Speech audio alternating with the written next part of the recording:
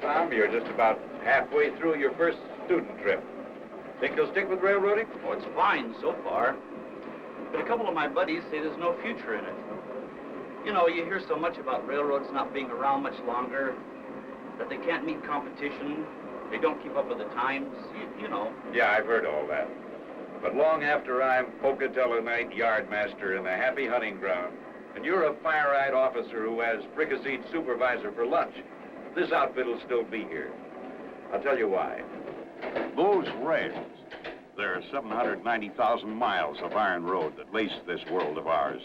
And the wheels that roll on them are the basis of the most efficient means man has yet invented for fast mass movement of the things he makes and the stuff he makes them from. Some competitors may claim to be faster. Some may tell us they're cheaper. But there's a joker.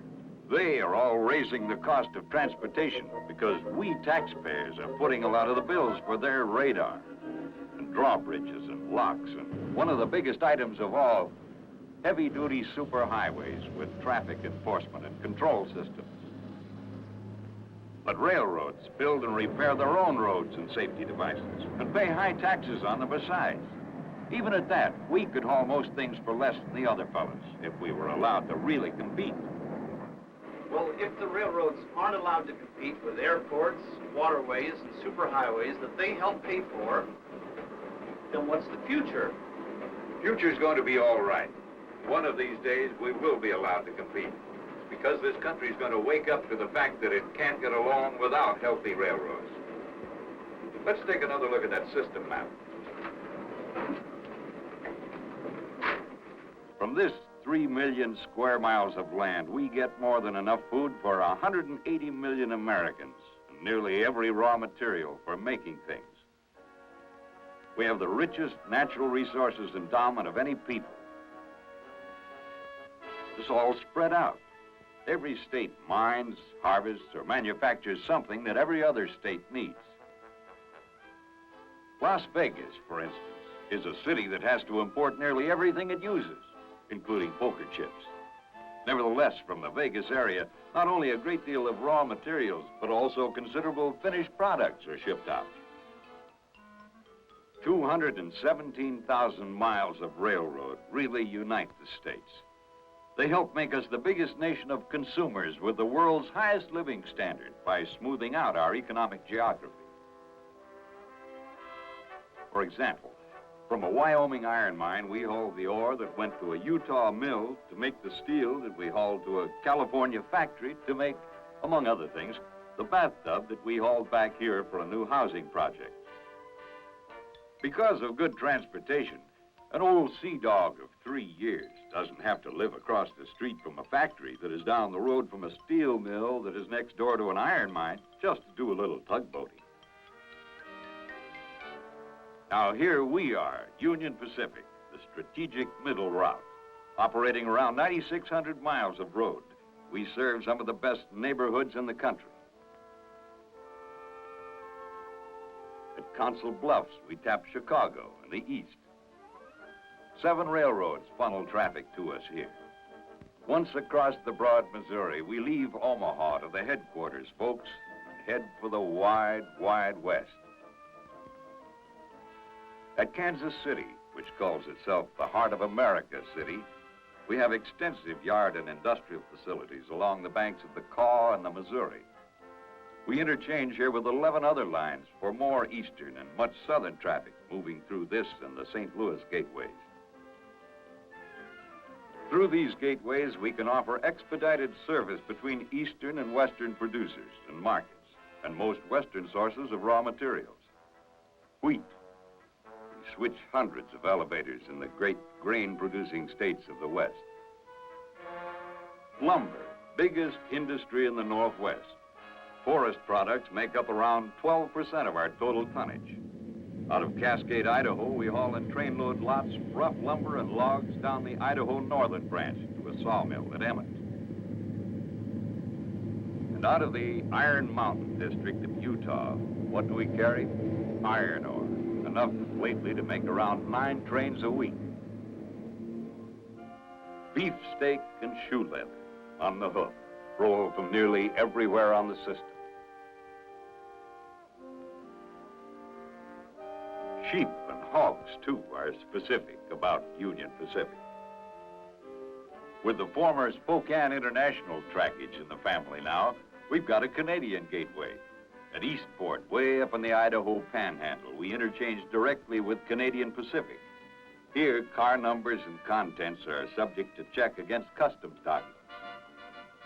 We serve the West's most important ports: Los Angeles, Long Beach, Portland, Vancouver, Puget Sound and Grays Harbor ports. At Seattle, we have what amounts to another Canadian interchange. Several times a week, we send cars over salt water to British Columbia and to Alaska, too. Portland is 90 miles from the sea, but it handles more dry cargo than any other port on the coast. One of our hauls is lead and zinc ore, billed from Terminal 4 to an Idaho smelter. Los Angeles, land of oil wells, palm trees, and movie queens, also has a harbor that is the West's busiest. Ships of 31 flags call here and at neighboring Long Beach. UP switchers are familiar sights at dockside. A reminder that a port's effectiveness is directly related to the means of moving cargo to and from its piers and wharves. That's UP country. Yeah, but since that map was drawn, there have been some new breeds of cat in the hauling business. Competition, including other railroads. And just how do we compete? Besides low cost, a shipper wants speed and dependability.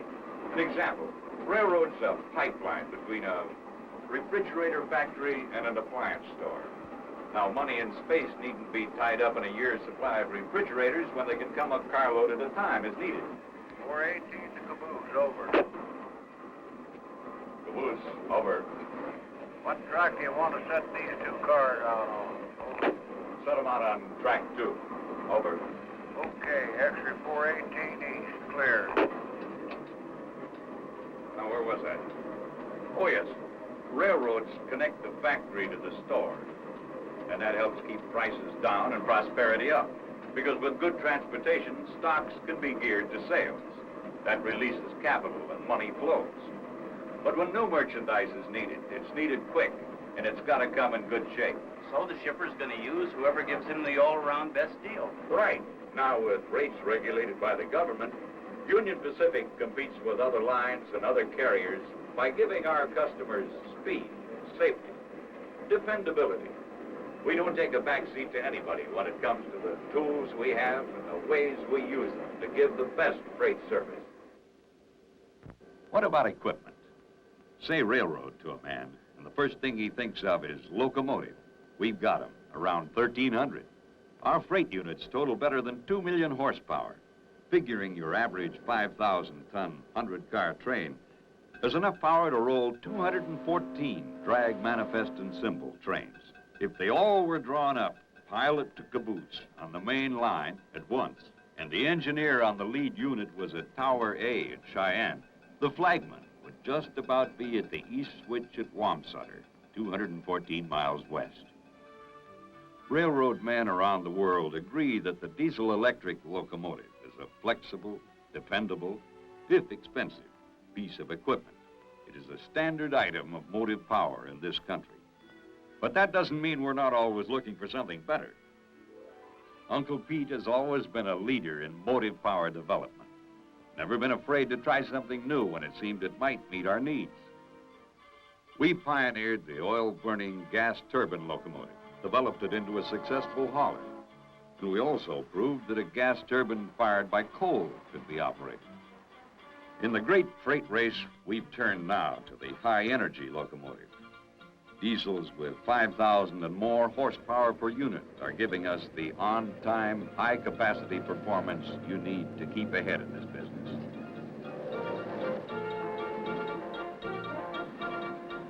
Our diesel units, which range from 1,500 to 5,500 horsepower, are used much like building blocks, one or several according to the needs of the train. Now, you might say a locomotive is the most important part of a train, because a train sitting out somewhere with a dead engine isn't much of a train. A bad order engine is a real money loser for the company. And if you stop to figure, a money loser for you and me, because that stalled train is making some customers unhappy. And when that happens, we start losing business and jobs. The best insurance against undependable motive power is big shops full of the right tools and men who know how to use them. We got them. The shops at Salt Lake and Omaha are examples of how we make high maintenance standards meaningful. They're equipped and trained there to handle anything from a brake shoe renewal to a complete overhaul.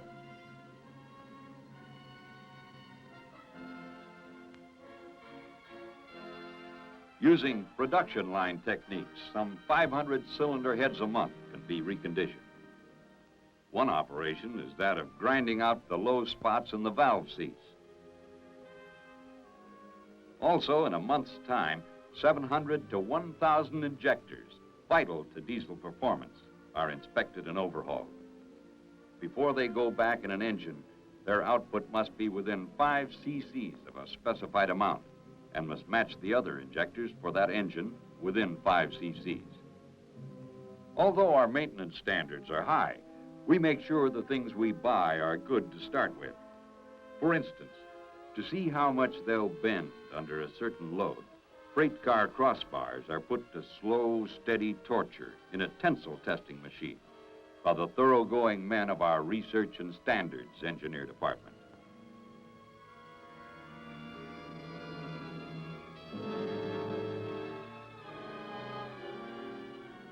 Another of their responsibilities is the prevention of diesel engine breakdown by testing lubricating oil.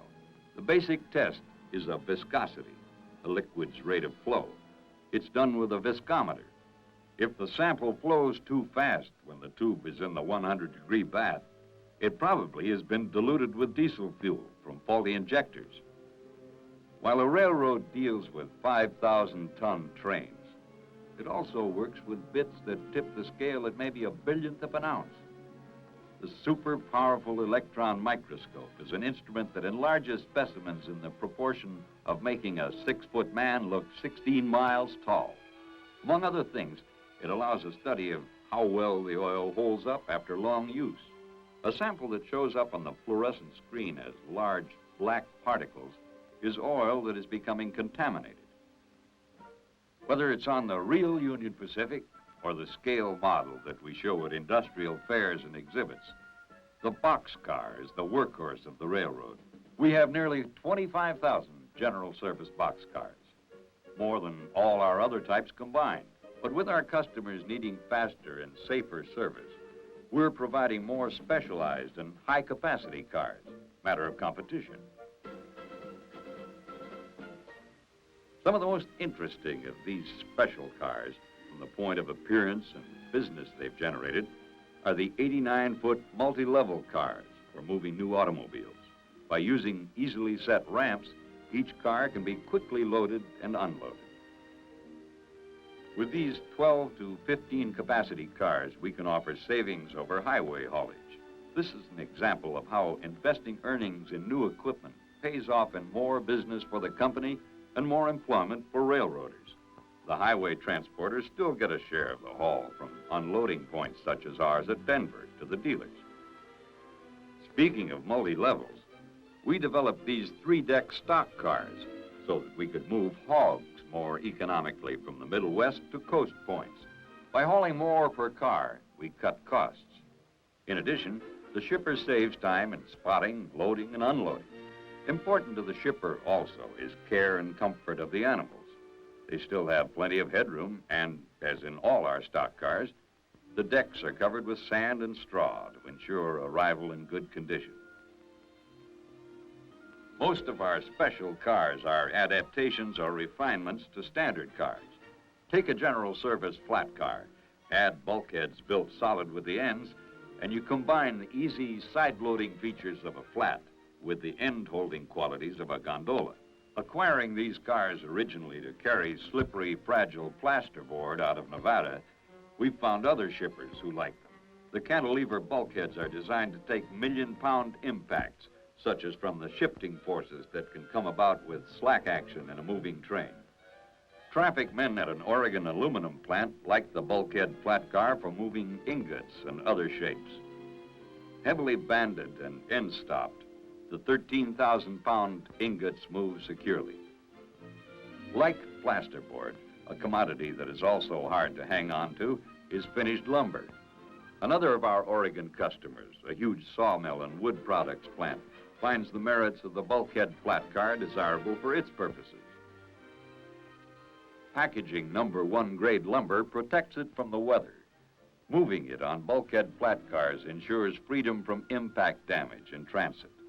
Recognition of the shipper's needs and the development of special equipment to accommodate him is typical of the revolution in railroading we're seeing today. To most people, the intriguing railroad development has been trailer freight, piggybacking. Our piggyback car fleet has changed rapidly from a few standard flat cars, each carrying a 35-foot van, to 85 and 89-foot giants designed for the service, each carrying 2 40-footers. Not only do we haul our own trailers with lading picked up and delivered by our Union Pacific Motor Freight Company, we also move between major terminals, trailers, and piggyback flat cars owned or leased by the shipper. Just recently, we've started a service that could change transportation patterns across the country. We've begun piggybacking between principal terminals, trailers owned by truckers. Trailer freight has become an important piece of our business and will become more so with realistic regulations on rate making. Another advance in flat car philosophy is a V-shaped cradle laid down the center for better handling of coiled steel, such as that rolling out of Utah. Many roads own special types like those we've been talking about, but there's another car we have exclusively. 85-foot super cushion cars with Minuteman missiles are interchanged at Hillfield, Utah for movement between there and various launch sites. The birds themselves nest in their own air-conditioned trailers. Common now, covered hoppers still are special enough that many are assigned to specific services. Originated for cement, they offer easy unloading plus protection for other bulk commodities such as soda ash, phosphate fertilizer, alfalfa products, and clays. The latest in covered hoppers is equipped with a trough hatch that runs the length of the car. This is a feature that makes filling faster, easier, and more even. The covered hopper is another car that has undergone the enlarging treatment. Our new ones are 90-tonners. For bulk sugar and flour, which tend to compact in transit and become hard to empty, the air slide covered hopper is useful. It was devised to give gravity an assist. Looking inside this car, one sees what appears to be a conventionally arranged 2-compartment hopper. Closer inspection reveals something different. A specially woven fabric lies between the lading and an air chamber near the outlet. To unload, low-pressure air is connected, and passing through the fabric, it virtually fluidizes the lading, which then flows out by gravity. A simple addition to an ordinary boxcar can make it a special car. Most of the soda ash from Wyoming is shipped in covered hoppers, but some consignees don't have conveyors for gravity unloading, so we supply boxcars to which roof hatches have been added. The consignee is happy with the shipper, and the shipper is happy with us. A car that is always in demand is the double-door boxcar. One Oregon plywood processing plant will take all we can furnish. The shipper likes the 15-foot opening that permits fast loading with forklift trucks. Of course, these cars are costlier. The wide doorways require stronger underframes and stouter side sheets. If piggybacking has caught the public's eye, the equipment that interests most shippers and keeps the Car Service Bureau busiest is a new style of boxcar. This is the car that shippers cry for. It's insulated, a big selling point, particularly with canners who may be shipping during the winter months. But the most important features are the cushioned draft gear to protect the lading from shock and the load restraining devices inside, which do this too, besides making loading and unloading much faster and cheaper by eliminating the need for dunnage.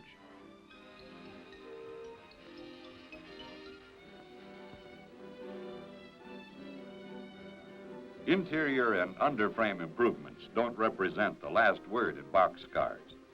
Some have been heightened and stretched to the giant economy size with 10,000 cubic foot capacity, 2.5 times that of an ordinary car. The 86-foot high cube cars are designed with emphasis on interior space for such lading as bulky but relatively light automobile body parts. Some have as much as 40 feet of door space on each side. Also, for the efficient movement of auto parts is the new 60-foot boxcar, built for heavier loading than the high cube. It carries such components as transmissions and engines and special racks. 60-foot cars also are entering general service. The refrigerator car, once a special type, has become so again. The old ice bunker reefers are out when it comes to hauling frozen food. But we weren't frozen out of this traffic because Pacific Fruit Express came up with cars with self-contained refrigeration machinery. Except for once or twice daily inspection on the road, the diesel-powered refrigeration units are so reliable they can run for 3 weeks, even without refueling. PFE has taken the same idea and jumped into trailer freight with it. Temco vans offer the very best in piggyback door-to-door service. Just as with the mechanical reefers, we can preset the temperature in these vans anywhere from -10 to +70 degrees. We not only can keep frozen foods rock hard clear across the country, but also maintain just the right climate for meats, butter, and other perishables. Now, where do we get all these special and standard cars? We buy some and we build some. The Omaha Car Shop has a production line that can turn out several types of cars. From specialists in the business, we usually buy standard parts such as wheels, axles, truck frames, and so on. But we do make some parts ourselves. For example, spring plates for R40 reefers were turned out with a 15-ton press. A boxcar under construction really begins to look like something after the side assemblies are swung from a stockpile, then coaxed into position on the underframe. Once all the truck components have been put together, they are ready to be rolled to the waiting car body. Of course, every car we've built, bought, or rebuilt for a number of years now has roller-bearing axles. A salesman wouldn't run much risk putting his foot in this door, but in our trade, doors must operate, and since few of our customers hire weightlifters, we anticipate their requirements by being certain everything works. Our car department people provide some of the best assurance of safe, dependable operation by finding and repairing any defects a car may have before okaying it for service. When a car must be set out for repairs, muscles and minutes are saved whenever possible on the rip track. Men and machines team up to make the job easier and safer. On the road, one of the greatest time savers is the practice of roll-by inspection. Alert car inspectors not only preserve life and property, but have cut station delays often by as much as 85%. Not all mechanics are in the shops, roundhouses, or rip tracks. At busy terminals, some of them are equipped with motor cars or other vehicles fitted out with tools and materials needed to make running repairs. Car inspectors can quickly range a briefly stopped 100-car train for such routine maintenance as brake shoe replacement. Even with equipment-saving dynamic braking available with diesel locomotives, brake shoe renewal still is their major activity, particularly at Cheyenne, at the bottom of Sherman Hill. When the job is done, the other car men must be advised and the train cleared. Car inspectors now are wired for sound to save steps and get trains out of town sooner than we used to. Hot shots like the LAX, the SPF, and the AKC Northwest Forwarder run on fast schedules that are closely observed because on-time performance is the most important element of dependability. Just as one swallow doesn't make a summer, a train on a track doesn't make a railroad. A train can be only as efficient as the facilities that feed it and those who help get it over the road as fast as possible. There are silent sentinels, too, snuggling between their protective wedges alongside the rail in lonely country. They are out there to detect hot boxes. The trackside scanner picks up the heat that radiates from each journal of a speeding train. This is converted to an electrical signal and transmitted to a readout station where it appears as a spike figure on a graph. An overheated journal shows up as an abnormally high spike. Its position in the train can be located by the operator or dispatcher, who then can have the train stopped for inspection. One of the handiest things around a railroad is a place to sort out cars. Switching cars is a time-consuming chore, but at Pocatello and North Platte, retarder yards simplify the job. At North Platte, the busiest yard on the railroad, some wonder machines help make switching safe and efficient, easier. Here, incoming trains are broken up as they are shoved over a hump track. Then gravity takes over and the cuts roll down the leads to classification tracks for makeup as outbound trains. Referring to his marked consist, the hump foreman pre-selects tracks for a train being classified and directs the pin puller below where to make the cuts.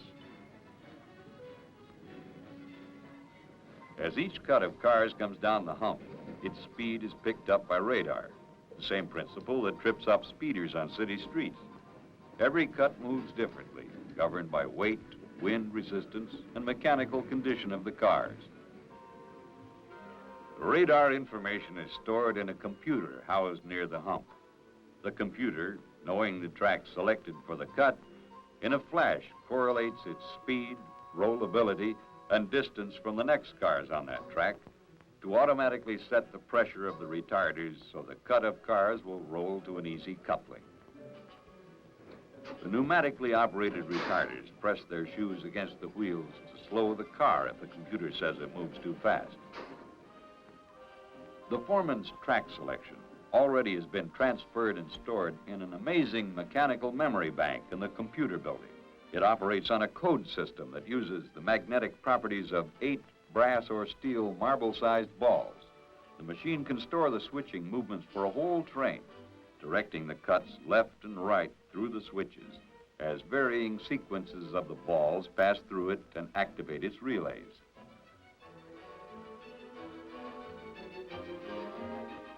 At first glance, today's railroad might appear to be the same old-time, uncomplicated thing of tracks and boxcars. But beneath it, as under the roof of the computer house, pulses a current of advanced technology, of electronics and mechanics that is of space-age caliber. Nowhere so much as at a busy terminal like North Platte can one become aware of the 24-hour job that is railroading.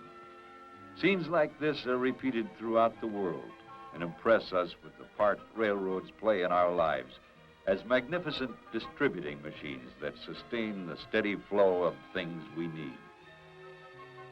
Where operations are not as pressing, less expensive flat yards do the job well, in northeastern Oregon is our newest. Hinkle is a consolidation of 3 smaller yards made necessary when the building of new dams on the nearby Columbia River required us to move. Next to man himself, the major contribution to faster, safer operation has been centralized traffic control. From a single central panel such as the one at Nampa, switches and signals are operated electrically over a long stretch of track. It's possible with CTC on a single track line with long sidings to have 2 trains meet without stopping and safely pass. Recently, the dispatcher has been given a new tool for train control, direct radio contact with the crews. CTC is truly push-button railroading and a ready-made answer to anyone who says we're old-fashioned. With around 2,100 miles of CTC and 1,400 miles of double track, this is a highball railroad. Although we've been running a push-button railroad for years, there is always room for improvement. Our new CTC panel at Albina, which controls part of the track between Portland and Hinkle, is easy to use. A compact console of push buttons replaces the older spread of switch and signal levers. Not only modern facilities, but also good operating methods expedite our service. Blocking cars in a train is an example. By classifying cars in blocks according to destination, we're able to cut switching time along the way and do a faster job for our customers. Now, all these facilities and methods and equipment act directly to make us a good railroad. There also are some behind-the-scenes goings-on that are every bit as important. One vital activity in railroading is communications, moving information from one person to another. Good service depends on good communications, from hand signals to radar. We have a whole department devoted to handling the electronic and electrical means of conveying information.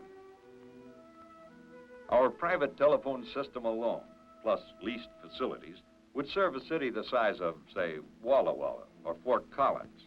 And that's not counting long-distance lines. Just about the biggest thing these days is our microwave. This is super high-frequency radio. To spread the microwave net from Omaha to Portland and Los Angeles requires 77 repeater stations on high ground, such as that at Lonely Pilot Knob in Wyoming. Isolated and automatic, they are maintained by highly trained electronics technicians. Virtually weatherproof, microwave gives us the extra circuits we need for funneling information to the extensive computer center we maintain at Omaha, and for handling our direct distance dialing telephones and long distance telegraph. Most people would say a train runs on steel rails, but with shippers on one end, consignees at the other, and dozens of busy clerks in the middle, all filling out forms, you might say it runs on paper. The accounting people think so anyway, and they're right. My, how the paper mounts up. We seem to be setting a record at record keeping, but it's all necessary. Tunnels are being cut through the mountains of paper, however, with our electronic data processing machine. This is one of those remarkable electronic brains you hear about. It's housed in a big insulated room of its own in the headquarters building. Every day it digests thousands of bits of intelligence fed it from all over the railroad. It assimilates this information to return it in usable statistics and such practical documents as purchase vouchers and paychecks. Our people can make it do all sorts of otherwise tedious and time-consuming tasks. One is the never-ending preparation of traffic reports. All the information from the freight bills representing a 100-car train, say, can be reduced by a clerk to a small stack of punched cards, and the card data reduced by the machine to a foot-long piece of magnetic tape. From this snippet of tape, and thousands like it, the computer assembles the information and prints the traffic reports that give us the big picture of where our business is good and where it's poor. Computer people direct their sprawling electronic servant in other chores, such as speeding solutions to technical problems for the engineering and mechanical departments. Correctly programmed, the computer can come up in minutes with answers that once took hours of wearying arithmetic and slide rule work. For the stores department, it has been of great benefit in controlling inventories. By punched card, it keeps track of the thousands of parts and pieces it takes to run a railroad.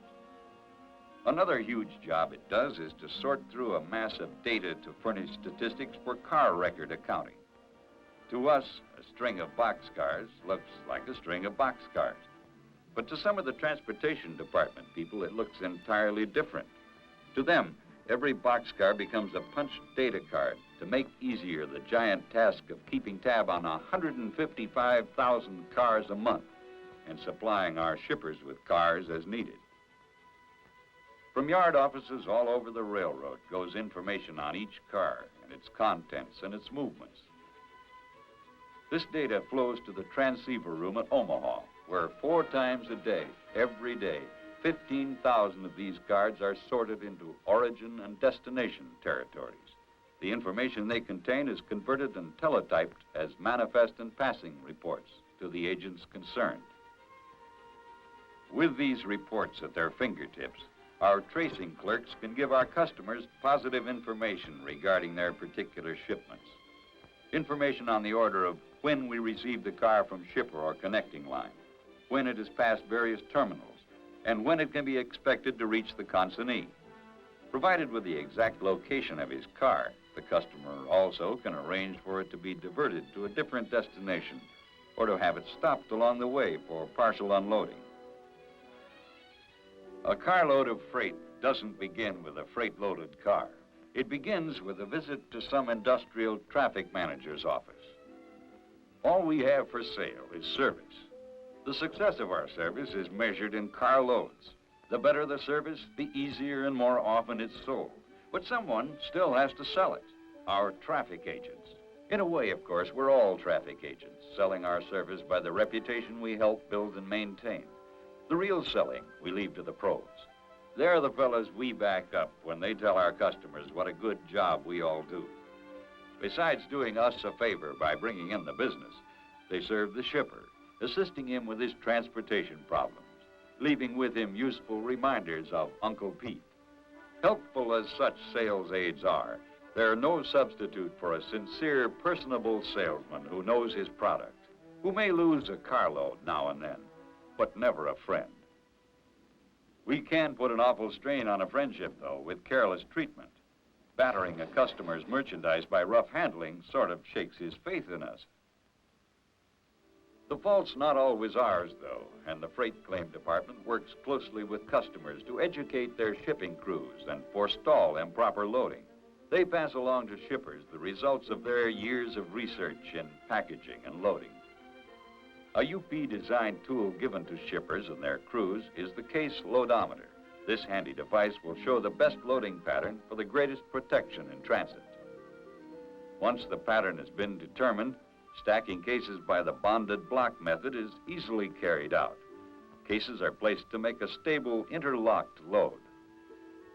When it comes to producing properly loaded cars, the loss and damage prevention man is not really a magician. He's just another well-trained railroader, good at his job.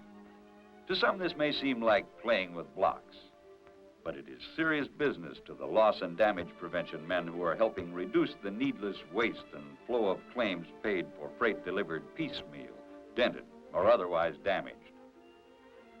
Traffic agents and freight claim men aren't the only people on the railroad creating goodwill among our customers. About 1/4 of our freight business is hauling grains and fruits and vegetables and animals and meats. So we try to be helpful whenever we can to today's and tomorrow's farmers. Our agriculture department men are specialists in modern agriculture methods and crop development programs. They're traffic specialists, too, and are always glad to share their knowledge.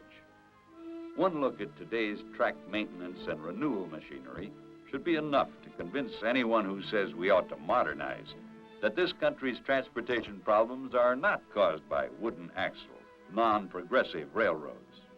The section gang still finds plenty of pick, shovel, lift, and pull work. But for big jobs, the engineering department has further modernized the section men with some ingenious machines that not only take much of the back brake out of gandy dancing, but also leave the track as near glass smooth as it can be made. Now, all this track and the trains and terminals and tools and techniques we've talked about, plus clerks and carmen and cashiers and mechanics and, of course, conductors, are Union Pacific. Each of us has his trademark. Call it character, personality, reputation, public image. Uncle Pete has an image to maintain. As a publicly owned corporation, UP is literally a person on paper, with many of the civic obligations that you and I have. For some of us, our interest in the company doesn't end at the same time as our particular 8 hours or shift or job or trick or 150 miles. We discover company activity has followed us home.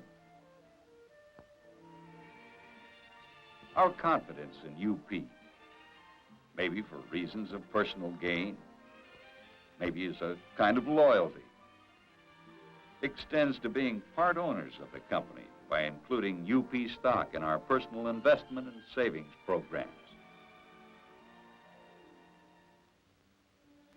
Those of us who are stockholders get an annual report from management. Among other things, the report tells us about one of UP's main civic responsibilities, taxes. Being a railroad, we're hit pretty hard. $771 million in the past 10 years for income, retirement, unemployment insurance, and property taxes. UP taxes help build schools and parks, also airports, highways, and waterways for our competitors. Tax-paying is but one of our civic duties. We do many things we don't have to. You and I chip into charities. Through the UP Foundation, the company makes cash gifts, not only to community chests and United Funds, but also to colleges and hospitals and cultural institutions. Through UP scholarships, we help promising agricultural students further their educations. With our free educational materials, pictures, literature, and movies, we're helping to tell the railroad story, as well as providing entertainment. Many youngsters have never been on a train, but they're fascinated with them all the same, and know a lot about them. With our gifts of old equipment, we're helping preserve the spirit and history of railroading. Dozens of retired UP steam engines are in city parks and museums, so all may wonder at the wondrous iron horse. Probably no piece of rolling stock we've donated ever was put to better use than one now at Griffith Park Travel Town at Los Angeles. What more exciting place could there be for a child to have a birthday party than a retired railroad dining car reserved for her and her friends? We gave it to her and to all the other youngsters of the city. We can do these things because we're a profitable business. As profitable as we can be with old-fashioned regulations and discriminatory taxation. We'd like to make more money. Who wouldn't? And that's no sin. We do as well as we do because of the facilities and equipment and methods and people we have for giving the best service. As long as all of us do this for our customers and our communities, we're going to stay in business. Does that answer your questions? All but one. What's that? How did you ever get to know so much about this railroad? Well, Tom, you stay in this racket as long as I have, and you'll learn a few things, too. Of course, it helps if you've seen the new company movie.